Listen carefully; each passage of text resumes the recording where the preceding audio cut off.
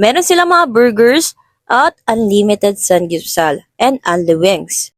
Nung pumunta kami dyan, kami pa lang po ang first customer at hindi ko alam kung kakabukas lamang po nila. Meron silang malaking signage at maliwanag yan kapag gabi.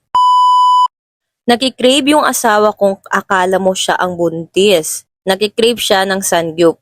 Merong bagong bukas na sangyupsalan dito malapit sa amin, kaya naman naisipan naming lakarin at puntahan. Dito lamang niya sa may barangay San Isidro. At ito ang Dad's Burger. Dex and Laika.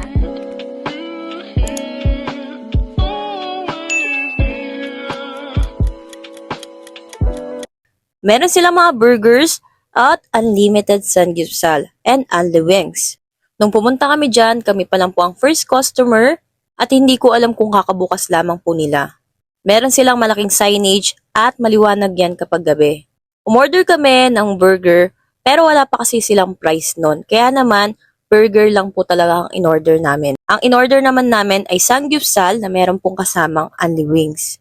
Maganda ang kalidad ng kanilang mga karne.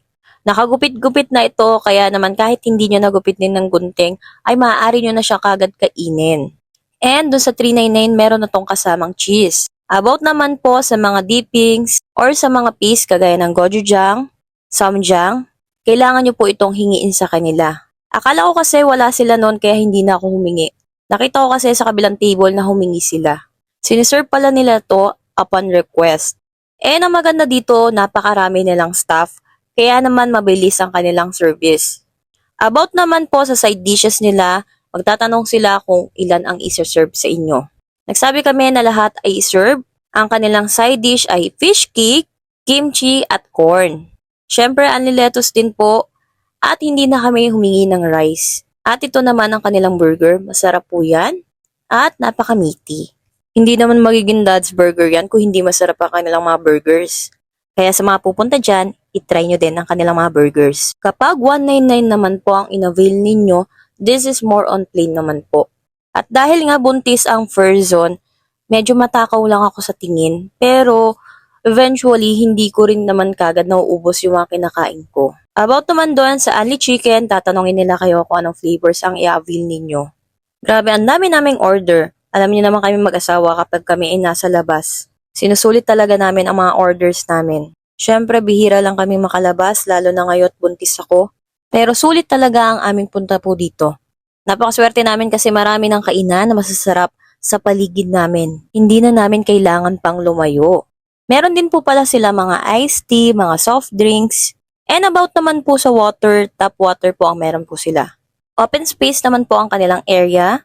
Meron din po silang malalaking electric fan. About the food, magugustuhan nyo ito. Mare-recommend ko po sa inyo, lalo na sa mga taga Montalban dyan na naghahanap ng only wings, ng sanggipsal, and burgers. Meron din silang ibang branches sa Antipolo, Cainta, Taytay, and of course dito sa Montalban. At dahil nga sabi ko sa inyo, natakaw tingin kami ng aking asawa, ay hindi rin namin naubos ang aming food. Kung kagaya nyo kami na meron pong leftovers, meron pong bayad ang kanilang mga leftover, 50 pesos per head. At hindi nyo po ito matitake out. Dahil nga po ito ay limited, kaya naman po you must pay lang po. At ang mga leftover nyo po ay sila na po ang magliligpit. Tumatanggap po sila ng cash, GCash, or kaya bank transfer. They are located at Greenbreeze Phase 2, Block 1, Lot 89, Barangay San Isidro, Rodriguez, Rizal. Salamat sa panonood ng ating Cravings ni Buntis.